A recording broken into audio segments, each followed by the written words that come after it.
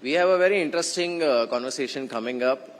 Dr. Krishnamurthy is joining us. Dr. Krishnamurthy, thank you so much for joining us, and a very good morning to you. This topic is actually very close to our heart because at Times Network we keep trying to create content which delves into future and we do crystal ball gazing about what is India's growth trajectory. I believe you have a surprise in store for us. There is a new book that you are coming up with, and it is titled very aptly India at 100, Envisioning Tomorrow's Economic Powerhouse. So first of all, congratulations for that. If you can just give us a sort of a preview about one, why you believe India will be economic powerhouse, and second, what is your vision about India at 100?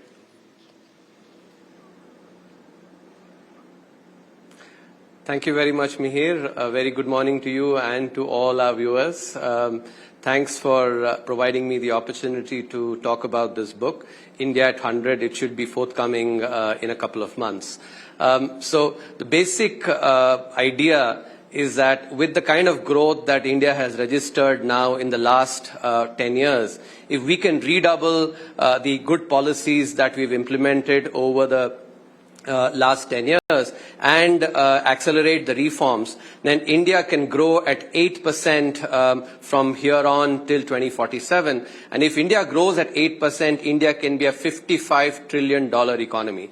Now, that will sound quite audacious, especially if you take into account the fact that E&Y predicts India to be a $26 economy by 2047. So that's about, less than half. So viewers would wonder, where are the differences? So let me explain for our viewers. So if we assume 7% growth in real terms, 5% inflation, which is what has been there ever since the inflation targeting framework has been implemented, and 3% depreciation of the rupee, that translates into 9% growth in dollar terms, 7 plus 5 minus 3. Why minus 3? Because depreciation of the rupee actually subtracts from growth in dollar terms. So at 9%, using the rule of 70, which is typically what we all use for calculating the number of years it takes to double our money, at 9%, 9 times 8 is 72. So approximately in 8 years, the GDP will double. Now, if we start from 2023 onwards, that's 24 years. In 24 years, doubling every 8 years means 3 times doubling. That's 8 times essentially the GDP multiplying. So if we take the GDP number for 2023, approximately 3.25 trillion, and I'm using approximate numbers so that our viewers can see the ballpark numbers. So 8 times multiplication will mean from 3.25 to 6.5, from 6.5 to 13, and from 13 to 26. So you can see how the 26 trillion GDP prediction by E&Y rests on what I believe is an important but incorrect assumption of depreciation at 3%, which is what has historically been the case. But in my assessment, there are two key trends that are on in the economy which we need to recognize, which will lead to much lower depreciation. One, as I mentioned, the inflation targeting framework has been implemented, as a result of which inflation has to be between 2 to 6%, with 4% as the median. Historically, if you look at, in the last few years, inflation has been 5%. So now when you look at the inflation that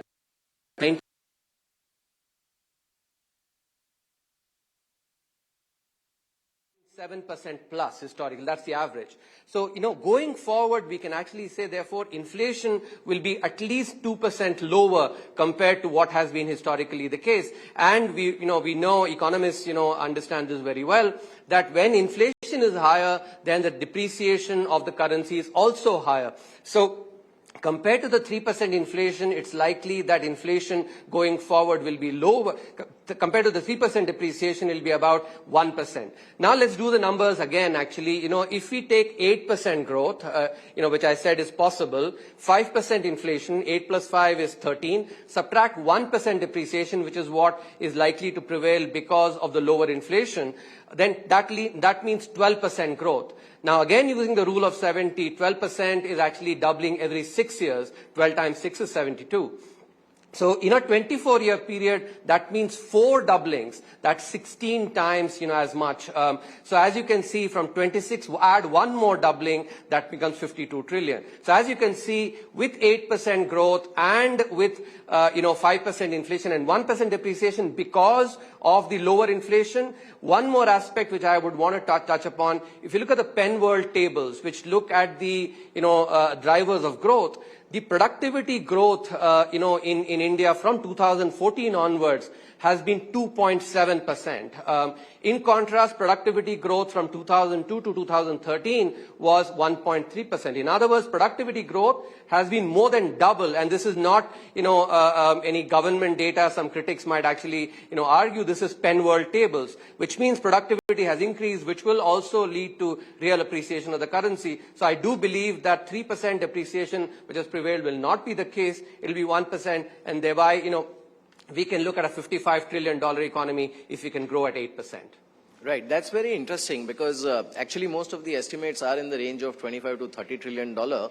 And you did give a very good reasoning for that. But Dr. Subramanian, what will it take to sustain this kind of growth momentum? Because, even today, and yesterday I was in conversation with Mr. Arvind Pangadia, and he also made a very important point that today we are not on a very small base. It's, $3.6 trillion economy, and to continue to grow at more than 7 or 8% for a very long time takes a lot of efforts by all quarters. So what will it take to sustain that growth momentum for us to hit that number? I think that's a very good question.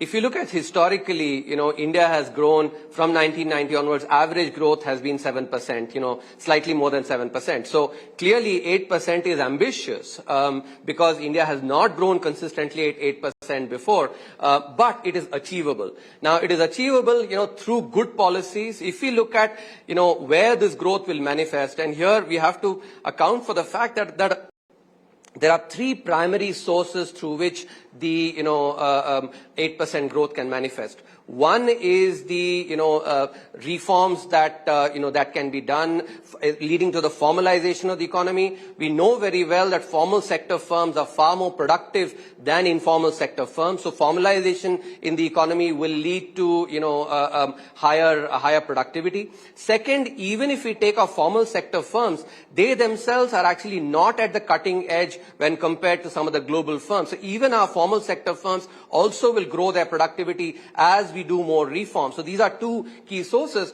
and we know very well when the formal sector itself actually starts, informal sector starts becoming formal, that also leads to higher GDP because what is not counted in GDP will also add up. So, unlike some of the other economies that we use to benchmark, the advanced economies where the economies were primarily formal and therefore all the productivity growth had to come, from what we economists call the intrinsic margin. In other words, formal sector firms growing their productivity. In the Indian case, the, growth can come from both the intrinsic and the extrinsic margin. The extrinsic margin is basically formalization of a large part of the economy as well. Now, I think it is important to recognize, as I said at the outset, 8% is ambitious but achievable. India has grown at 7%. We can grow at 8%, but for that, I think continuation of the good policies that we've had over the last decade is important. We cannot afford a lost decade like we had from 2004 to 2014.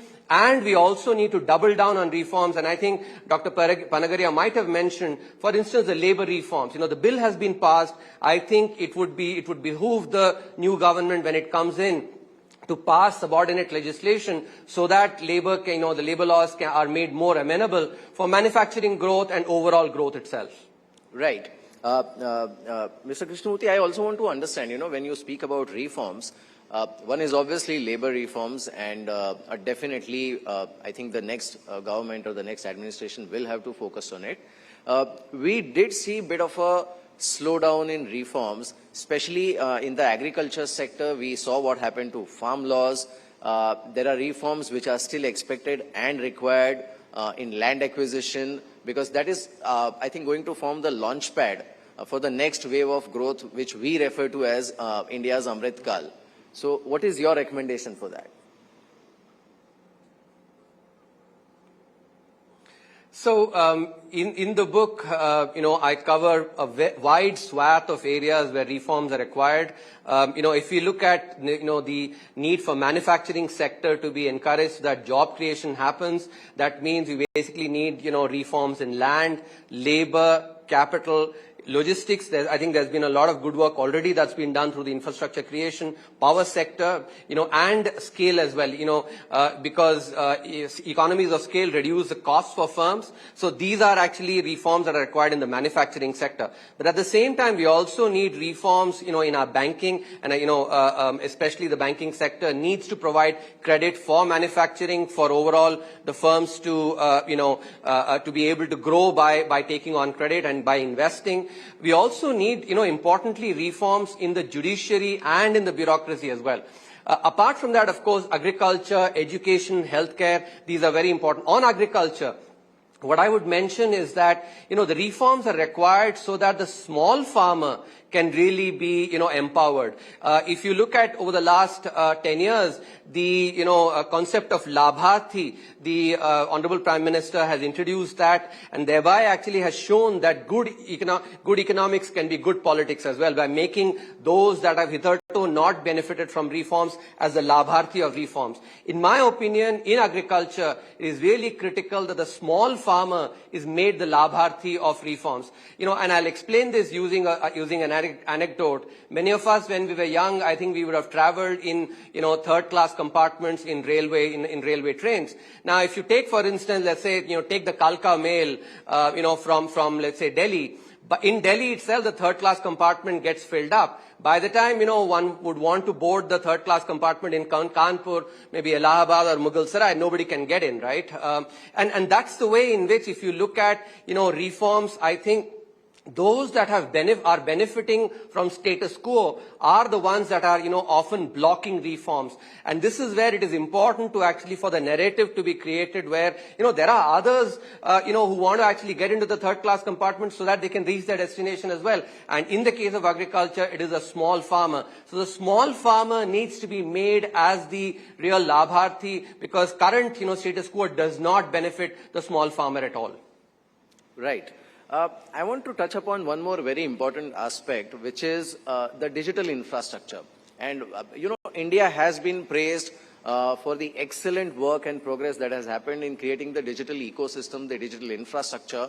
Now, obviously, there are talks about, AI and its impact. But I want to touch upon this digital infrastructure part, because that is going to play a role of a major catalyst in propelling India to whatever its target is.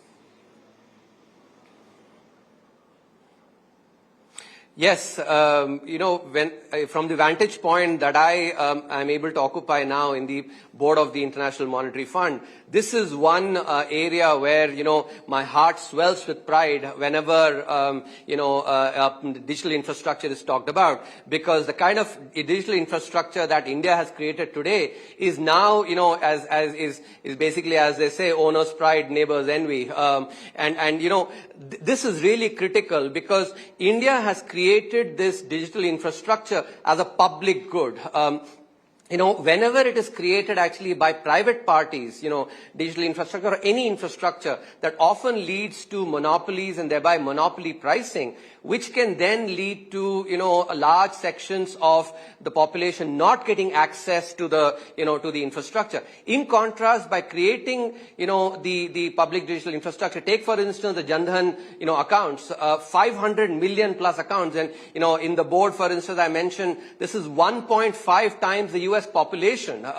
So that's how much we've actually created. So we've provided access to everybody, on the public digital infrastructure. So that can lead to inclusive growth. So let me give you a small anecdote to actually show not only is it, will it lead to inclusivity, but also will lead to productivity improvement. So the anecdote that I want to share is, when I used to be working at the Indian School of Business before I came to the North Block, I used to actually step out of the ISB campus and go to, drink coffee or tea from a small vendor. We would pay him cash at that time. This is, I'm talking about before, 2018.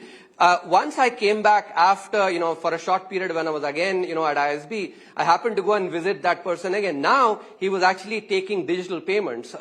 So earlier what used to happen is that he would take about maybe a couple of minutes to make coffee or tea, but he would also have to spend equal amount of time ferreting out change. If I gave him a 50 rupee note or a 100 rupee note, he would have to actually pick out 43 or 93 rupees because the coffee costed 7 rupees. That costed him as much time as to make coffee. Now what happens is actually he only makes coffee and we just pull out our phones and pay, so his productivity has increased. If you like this video, then like, share and subscribe to ET Now.